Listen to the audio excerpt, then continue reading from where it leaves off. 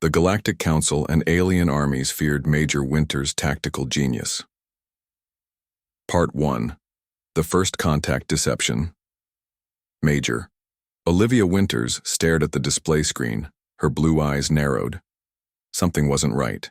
The energy reading near Jupiter's orbit shouldn't be there. It pulsed with an odd rhythm that matched no known human vessel. "Sir, I'm picking up an anomaly," she said to Captain Frank Murphy. Her voice was calm, but her mind raced with possibilities. Murphy looked over her shoulder at the monitor. "Natural phenomenon?" "No, sir. The pattern is too regular." Winters typed quickly, running the signal through additional filters. "I believe it's a ship using some kind of cloaking technology." The bridge of the UES Defender fell silent. Humanity had yet to develop effective cloaking systems. If this was a ship, it wasn't one of theirs. "Battle stations," Murphy ordered. But Winters raised her hand. "Wait, Captain. They're dropping their cloak. I think they want us to see them now." The screen flickered and a massive vessel appeared. It was unlike anything humans had built, sleek, with curves that seemed to bend light around it, easily, 20 times the size of the Defender. "They're hailing us," said the communications officer. Murphy nodded. On screen. The alien that appeared had pale blue skin, 4 eyes arranged in a diamond pattern, and spoke in perfect English. "Greetings, people of Earth. I am Ambassador Krillthex of the Galactic Council. We come in peace and friendship." That was 6 hours ago. Now Winters sat in a conference room at Earth Command headquarters, watching as the alien ambassador addressed Earth's highest military and political leaders. "The Galactic Council has observed your species for some time," Krillthex said, his 4 eyes blinking in an odd pattern. "Your rapid technological advancement impressed us. We wish to offer Earth-protected status within the Council." The room buzzed with excitement.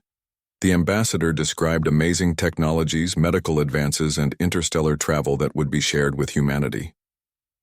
"This is the opportunity of a lifetime," said General Alan Pierce, his face flushed with excitement. "Think of what we could learn." Winters listened quietly, making notes on her tablet. Something felt wrong. The ambassador's body language didn't match his words.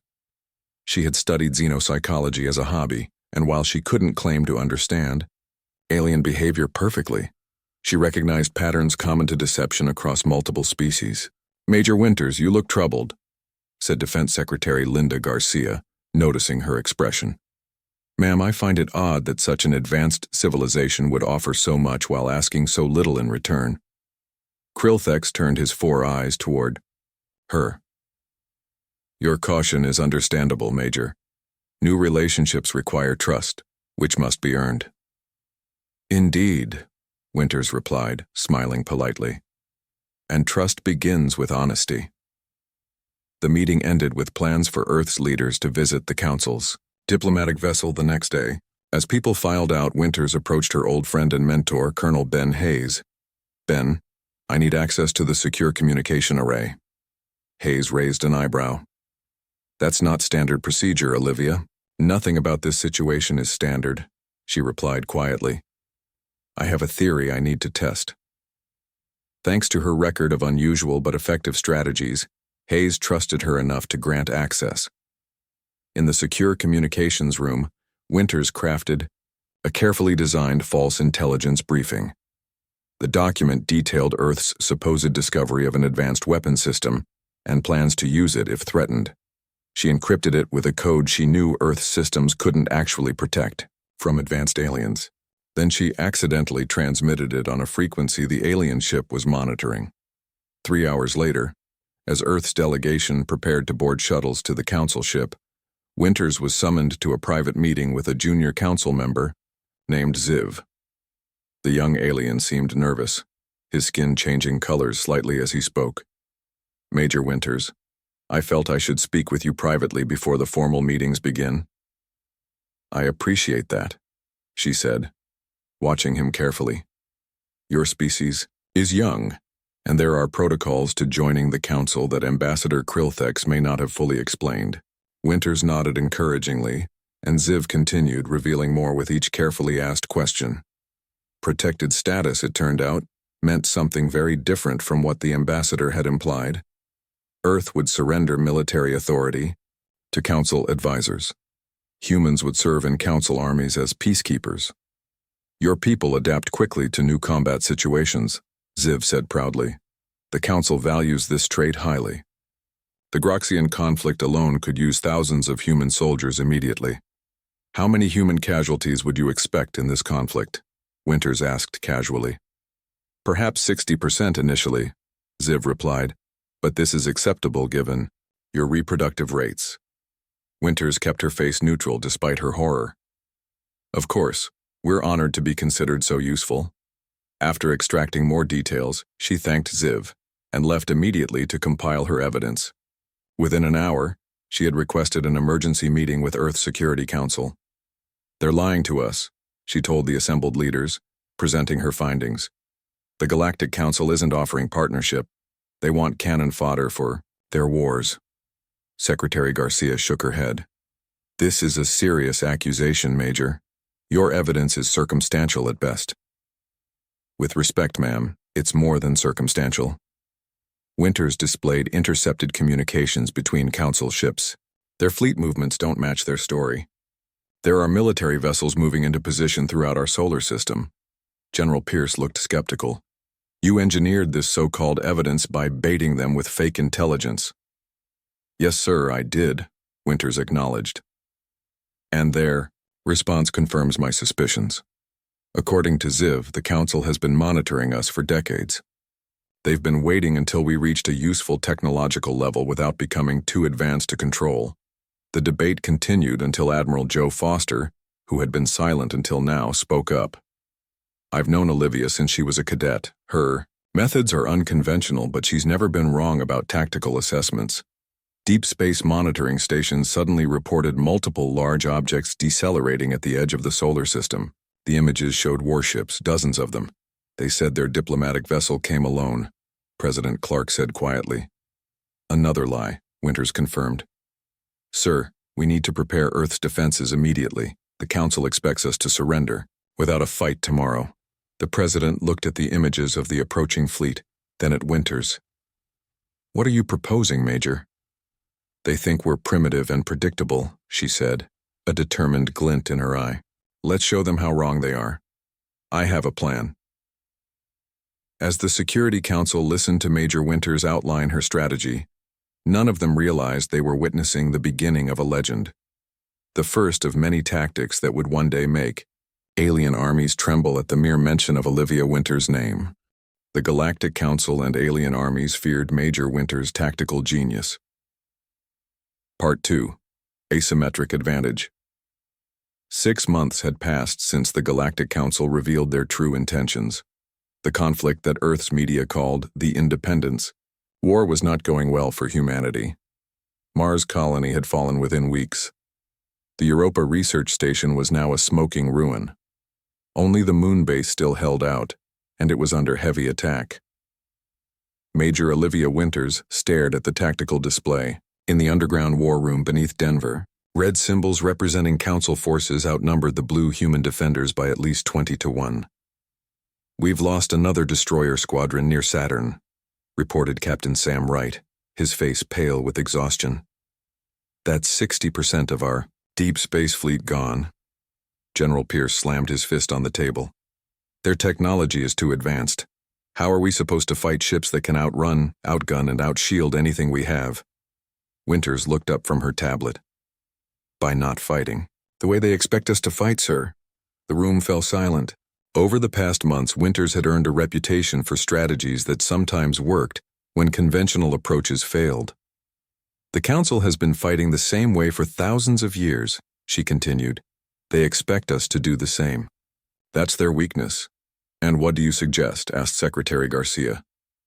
Winters stood up and walked to the main display. Project Checkmate, ma'am. Give me command of a special tactical unit with freedom to abandon conventional warfare entirely. The President, who had been listening quietly, nodded. You have it, Major. As of this moment, you're promoted to Colonel and given operational authority for Project Checkmate. 2 weeks later, Colonel Winters sat in a modified shuttle approaching the moon.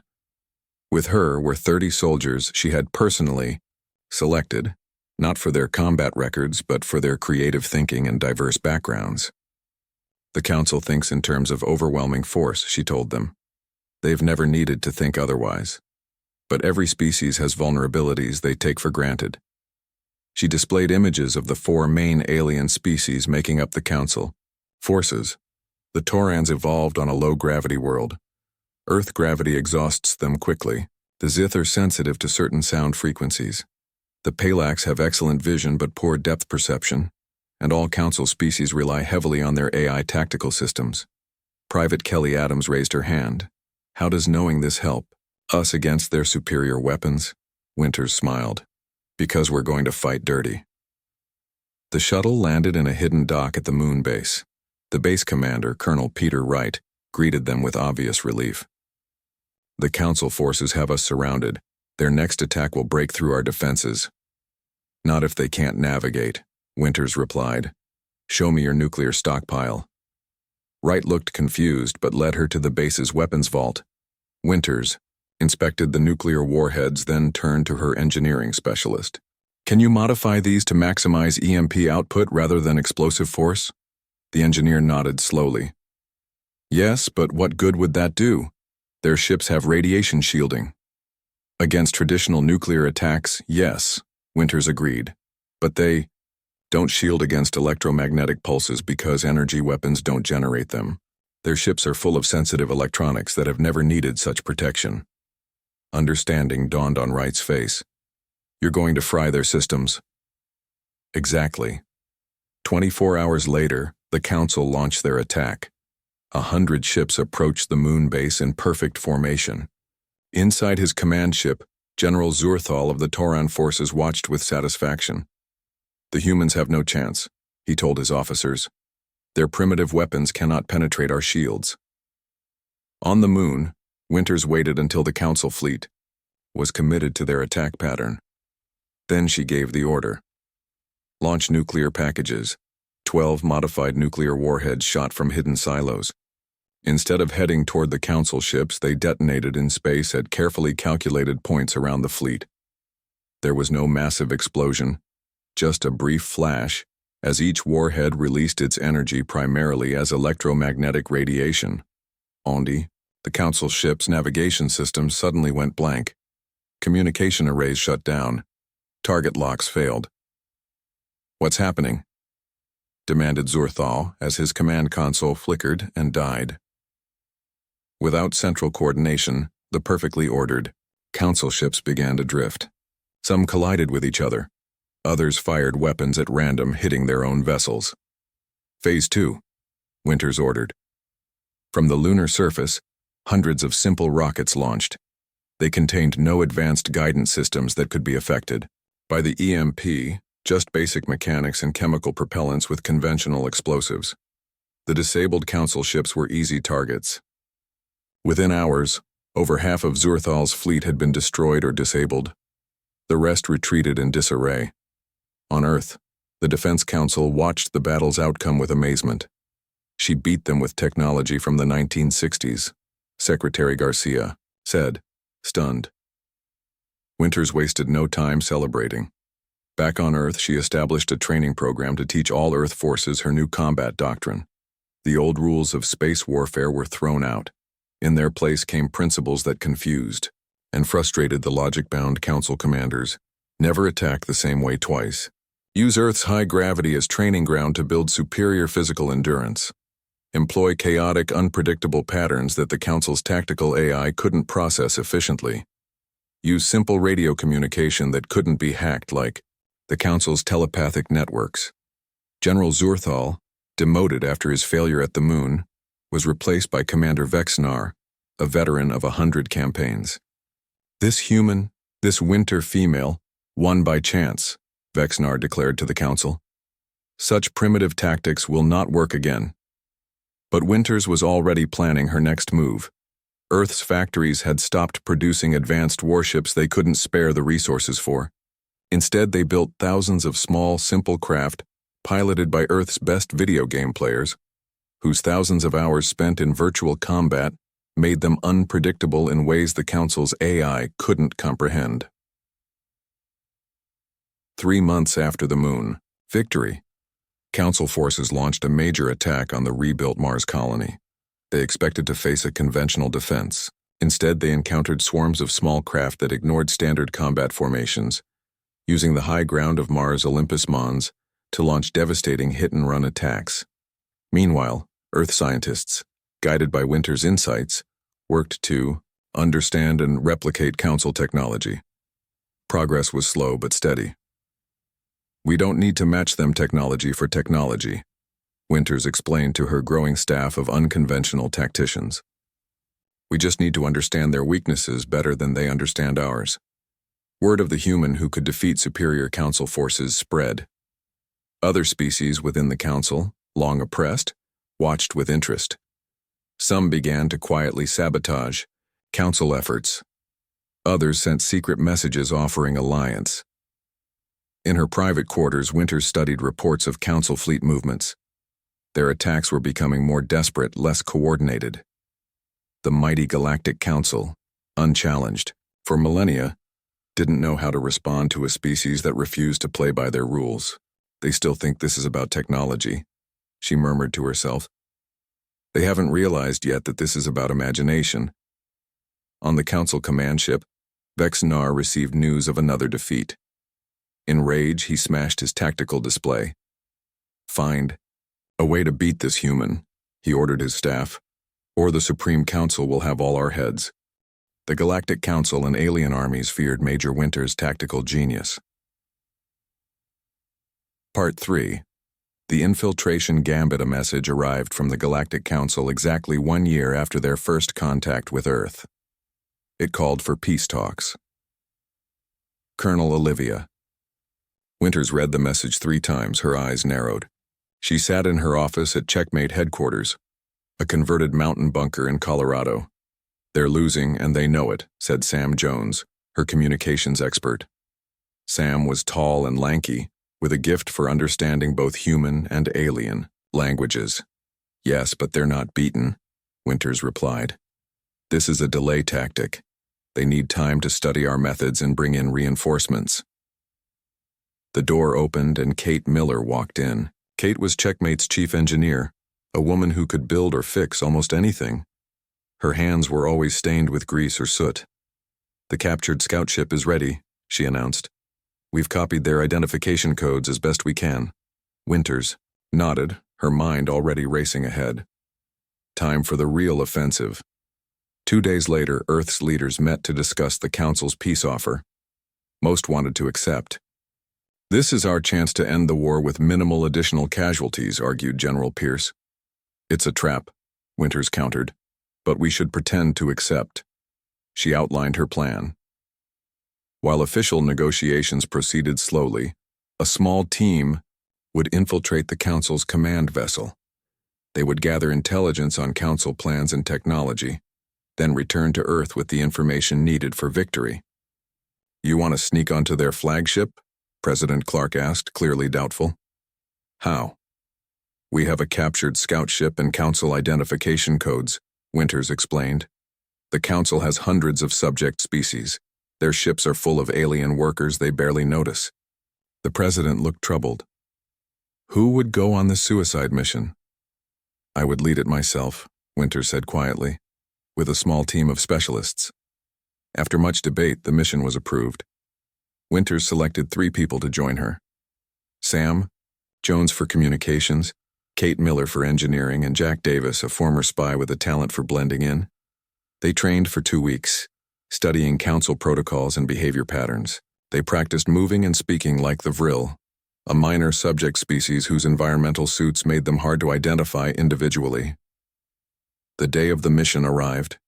Wearing stolen Vril environment suits, the team boarded the captured scout ship. The plan was simple but dangerous. Approach the Council command vessel as a routine administrative shuttle. "Ready?" Winters asked as they prepared to launch. Jack Davis grinned beneath his suit mask. "Born ready, Colonel." The scout ship left Earth orbit and headed for the massive Council command vessel stationed near Jupiter. It was an enormous structure, more like a floating city than a ship. Sending identification codes, Sam murmured, his fingers dancing over the alien controls. Tense minutes passed. Then the command vessel responded. Administrative shuttle, you are cleared for docking bay. 12. They had made it past the first hurdle. The scout ship glided into the docking bay, settling among dozens of similar vessels. Remember, Winters said quietly, we're low-level data collectors from the Vril contingent. Keep your heads down and follow my lead. They left the ship and entered the vast interior of the command vessel. It was like walking into an alien city. Different species hurried past on unknown errands. The air smelled strange, and gravity felt slightly wrong. Using forged authorization codes Kate had prepared, they gained access to the middle levels of the ship. These areas contained data terminals and communication hubs. We need to split up, Winters decided. Cover more ground, meet back at Junction Point K7 in 4 hours. Sam headed to the communication center, Kate to engineering, Jack to security, and Winters to the command level. Each carried tiny devices designed to hack council systems and copy data. Winters moved carefully through the corridors, passing numerous aliens without drawing attention. The environment suit concealed her human features, and she had studied Vril body language carefully. She reached a major data hub and plugged in one of Kate's devices. It began silently copying fleet movements, battle plans, and tactical analyses. What she found surprised her.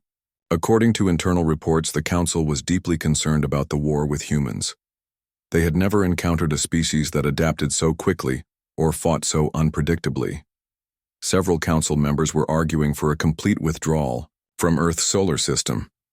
Even more interesting, she discovered that the invasion of Earth was just one part of a larger power struggle. The Council was not as unified as it appeared. Several factions fought for control, with Earth becoming a test case for different military approaches. Meanwhile, Jack had reached the security section. He downloaded personnel files and security protocols. Kate accessed engineering databases, copying technological schematics. Sam infiltrated the communications hub, planting monitoring devices that would allow Earth to listen to Council transmissions.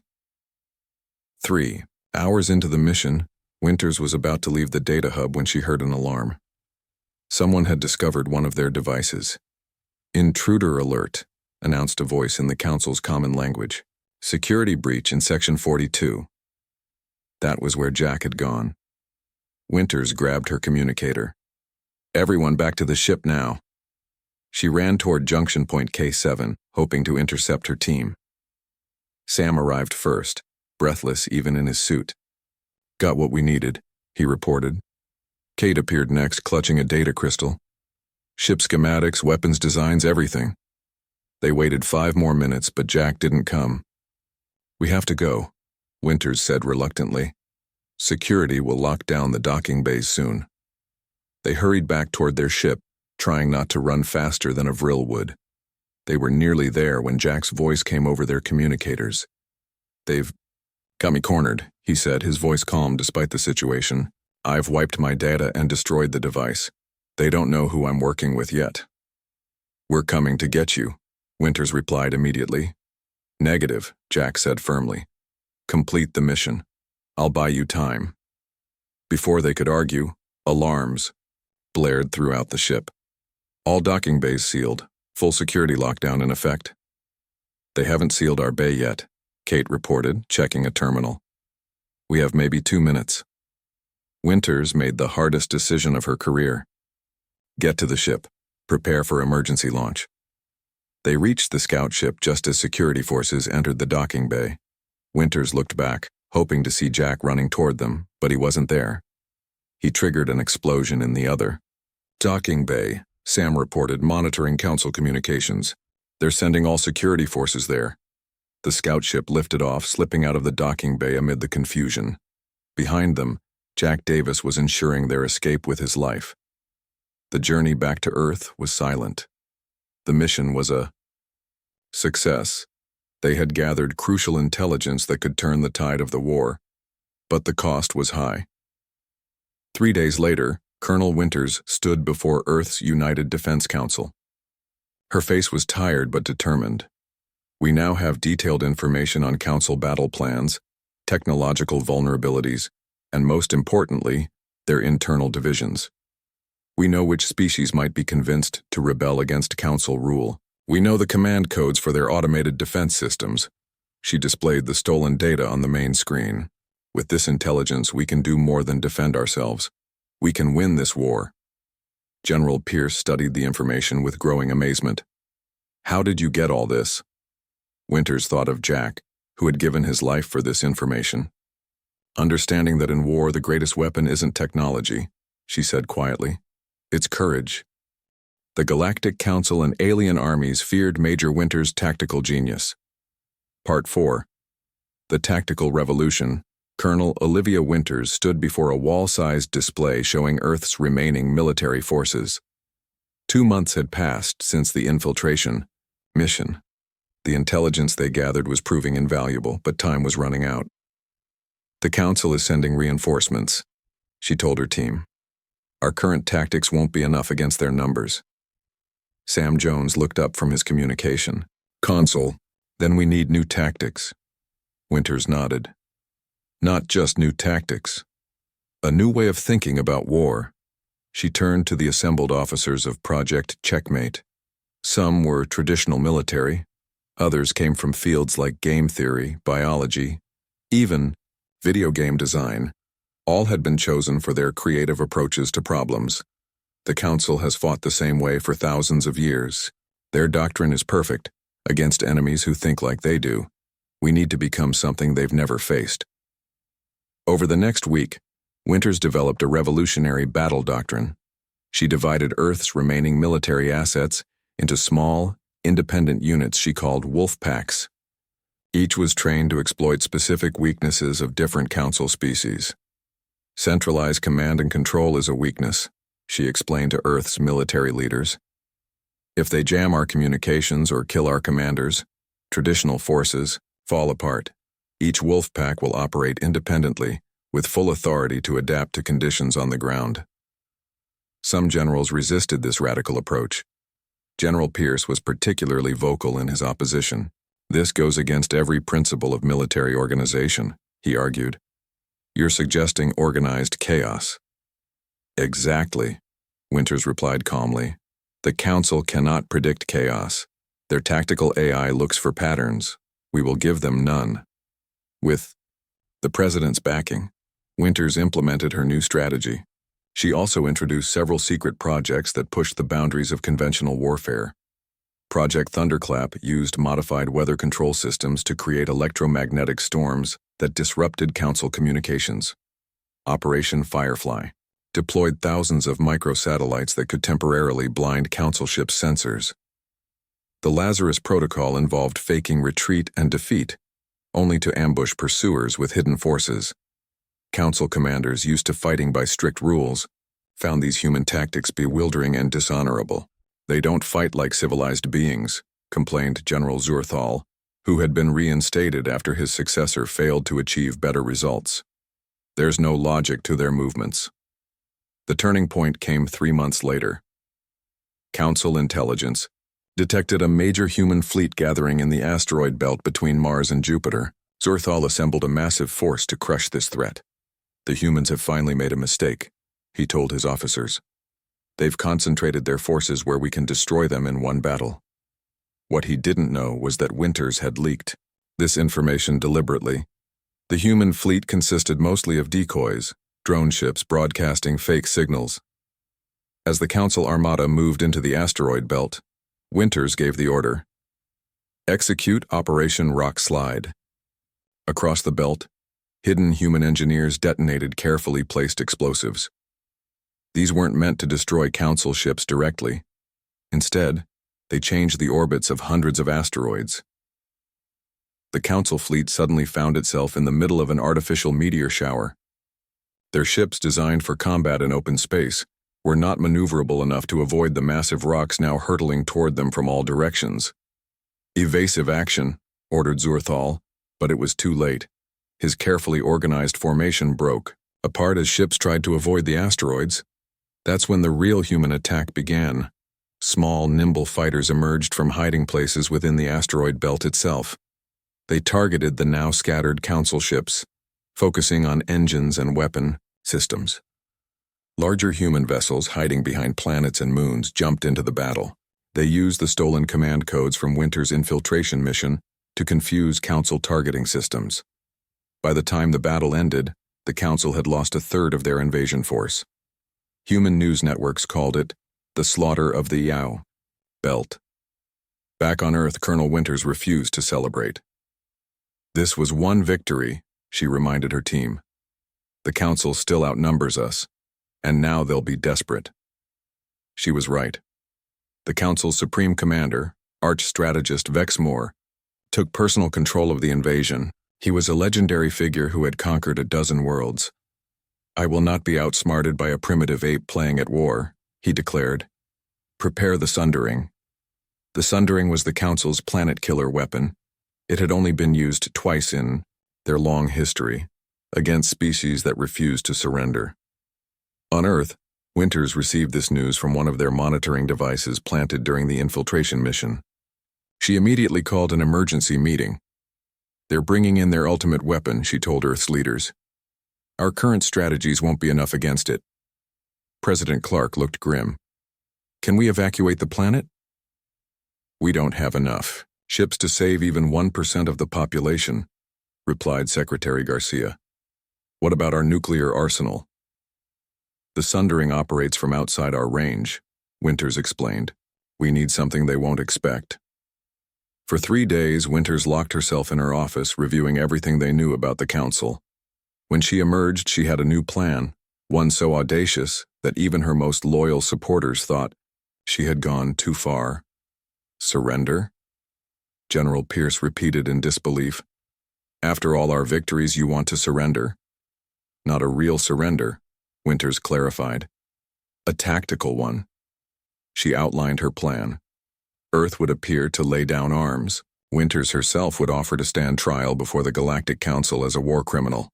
Once inside their central chambers, the final phase would begin. "This is beyond risky," the president said after hearing the full plan. "If you're captured, we lose our best tactician, and if we do nothing, we lose Earth," Winters replied simply. Reluctantly, Earth's leaders approved the plan. A week later, Winters sent a message to the Council flagship. "I wish to discuss terms of surrender," she stated. Out on the Council command ship, arch-strategist Vex Moore watched the human transmission with suspicion.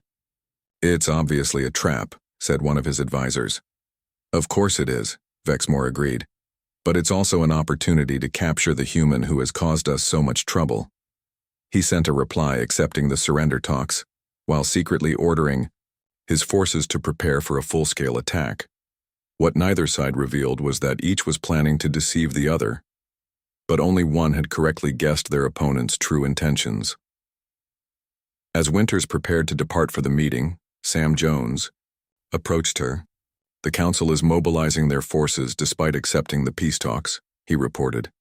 "They're planning to attack as soon as you're aboard their ship." Winters smiled grimly. "Good. That means they're following the script." "Are you sure this will work?" Sam asked, concerned. "No," Winters admitted. "But sometimes the greatest victories come from the greatest risks." She boarded her shuttle alone, heading toward what might be her final confrontation with the Council that had underestimated humanity from the very beginning. The Galactic Council and alien armies feared Major Winters' tactical genius. Part 5. The Final Gambit. Colonel Olivia Winters stood alone in the great chamber of the Galactic Council. Hundreds of alien representatives looked down at her from tiered seats that rose up like a massive bowl. At the center, on elevated platforms, sat the 7 high counselors who ruled most of the known galaxy. Her shuttle journey had been uneventful. The council guards had searched her, finding nothing suspicious, just as she had planned. "Human," spoke the lead counselor, a tall Tauran with silver skin. "You stand before us as a representative of your species. You have asked to discuss surrender terms." Winters nodded. "That is correct, High Counselor." "Before we begin," the counselor continued, There is the matter of your weapon, the one called the Sundering, now aimed at my homeworld. The room fell silent. Everyone present knew what the Sundering could do. It could crack a planet open like an egg. I need certain assurances before ordering its withdrawal, said arch-strategist Vexmore, who stood to one side of the chamber. His 4 eyes blinked in sequence, a sign of satisfaction in his species. He thought he had the upper hand. Winters knew differently. Of course, she replied calmly. But first I wonder if the full council understands what this war is truly about. A murmur ran through the chamber. Winters had not spoken like a defeated enemy. This is not a surrender. Negotiation, complained a Zith representative. The human should know her place. Her place, Winters asked, her voice suddenly amplified throughout the chamber. Let's talk about places. She walked forward, seemingly unconcerned by the guards who moved to stop her. I was curious about why a mighty civilization would fear a single planet. Of primitive apes, as you call us. During our infiltration of your command ship, we discovered something interesting. The guards froze, looking to their superiors for direction. Vexmore stepped forward.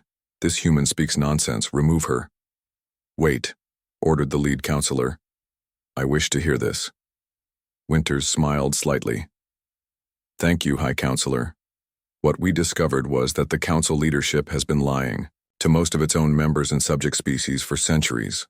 She raised her hand, and the chamber's main display screen activated. Classified council documents appeared, the very ones her team had stolen months earlier. How is she doing this? Demanded Vexmore.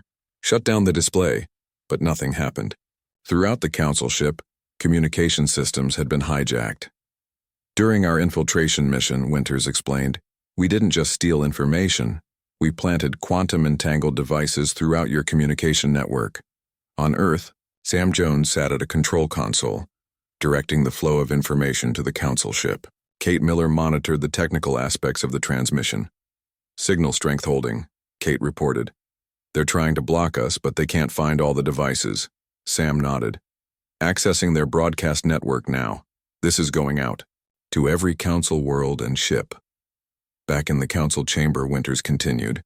The documents you're seeing prove that the leadership has been using protected species status as a cover for slavery. They've been harvesting soldiers from developing worlds for centuries, treating them as disposable assets. The chamber erupted in shouts and arguments. Many council members had never known the truth. Your leaders didn't attack Earth because we were a threat, Winters said, her voice cutting through the noise. They attacked because we were developing too quickly, because species like humans, adaptable, creative, and free-thinking, expose the lie at the heart of the Council's power. On the main display, more documents appeared, showing secret Council directives to prevent technological development among subject species. Vexmore lunged forward. Enough, guards, kill this human. But the guards didn't move. Many were from subject species themselves, and they had heard every word. You see, Winters said to Vexmore, that's the problem with ruling through fear and lies. It only works until someone isn't afraid anymore. Across council space, on 100 worlds, the transmission was causing upheaval. Subject species who had believed themselves protected partners of the council were learning the truth. Rebellions that had been brewing for years suddenly erupted into the open. On the council ship, Winters addressed the assembled representatives directly. I didn't come here to surrender. I came to offer you a choice. Continue following leaders who have lied to you and used you as pawns, or help us build something better, a true alliance of species based on mutual respect rather than domination. The lead counselor stood. This is treason. Security forces, end this transmission and arrest everyone involved. But it was too late. The carefully planted seeds of rebellion had taken root. Meanwhile, a small human strike team led by Sam Jones and Kate Miller had boarded the council ship carrying the Sundering. Using access codes obtained during their previous mission, they reached the weapons control room. Initiating shutdown sequence, Kate reported. This thing is impressive, but not as complicated as they made it seem. That's council engineering. For you, Sam replied. Impressive, but inflexible. Back in the council chamber, chaos reigned. Some representatives were calling for Vexmore's arrest. Others were demanding explanations from the high councilors. Through it all, Winters stood calmly at the center. "The sundering has been neutralized," she announced. "Earth is no longer under threat, and neither are your homeworlds, unless you choose to continue this unnecessary war." Over the next several hours, the old power structure of the Galactic Council collapsed. Too many secrets had been exposed, too many lies revealed. Subject species declared independence. Council military forces, many staffed by these same species, refused to fire on their own kind. 3 days later, Winters sat across from Vexmore in a detention cell. The once mighty arch-strategist looked diminished. "How?" he asked simply. "How did a species so young, so technologically inferior, defeat the most powerful civilization in the galaxy?" Winters considered the question carefully.